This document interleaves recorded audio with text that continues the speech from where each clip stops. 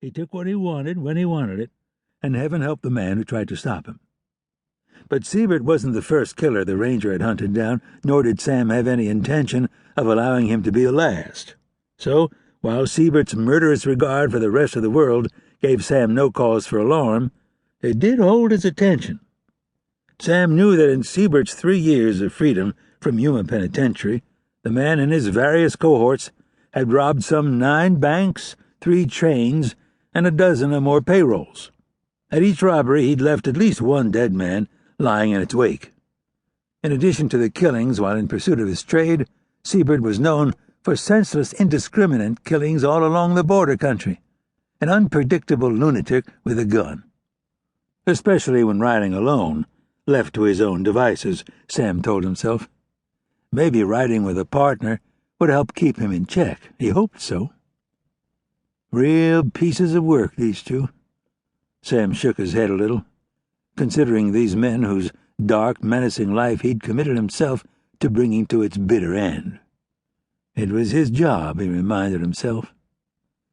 The second man was Texas outlaw and escaped convict Hugh Bellibar, another hard case with nothing to lose. Bellibar's crimes over the past years were so numerous and diverse, he was certain the courts must have had a hard time deciding whether to list his heinous offenses alphabetically or in order of their perpetration. Sam stopped and looked out over a valley a few hundred feet below. A thin, glittering river wound out of sight at the bottom of a steep hillside.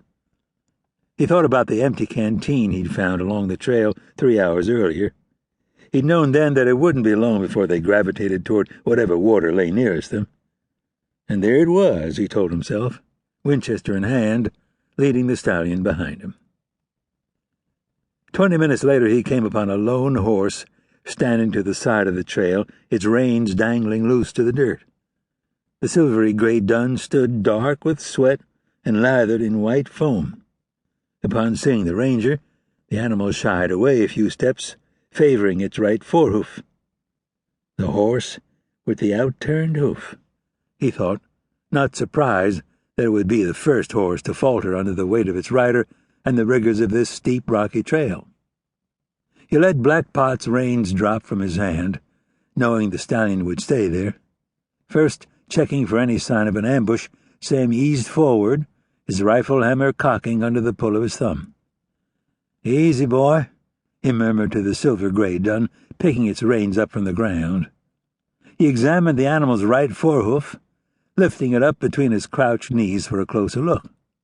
The horse chuffed and grumbled a little as Sam pressed with his thumbs and worked the horse's hoof around with his gloved hands. "There's nothing wrong with you that a little rest and water won't cure," Sam said. "The water's not far, but you'll have to rest while you walk." As he spoke, he loosened the cinch and dropped the saddle from the dun's back. "That'll help some," he added. The horse looked at him, grumbling and scraping its good hoof on the ground, as if in protest. Sam rubbed a hand along its withers. "I know," he said, as if the animal understood him, "but it's walk with us or spend the night here alone, feeding wolves." The horse stared at him through caged eyes, but then it took a wary step closer and probed its frothy muzzle toward him. "That's what I thought," Sam said. He chuckled to himself, rubbed the horse's muzzle, and drew the tired animal over beside Black Pot. He stepped back up into his saddle. "Don't worry," he said to the sweaty dun. "We'll take it nice and easy down to the water." On the same trail, miles ahead of the ranger, Hodding Siebert lay prone on the gravelly stream bank, his face and the upper half of his body submerged in the cool, rushing water. Hugh Bellibar stood beside him, holding the roan's reins loosely while the thirsty animal drank. "Here's the hard truth of it, Hugh," Siebert said, his palms supporting him on the gravelly bank. "I'm not riding double the rest of the way to Copper Gully. Your horse gave out on you. We keep riding double, mine will do the same before we're off these hilltops." "I hear you, Aces," Bobby replied. "This is nothing personal against you, Hugh," Siebert said. "But when riding stock gets in short supply, every man has to fend for himself."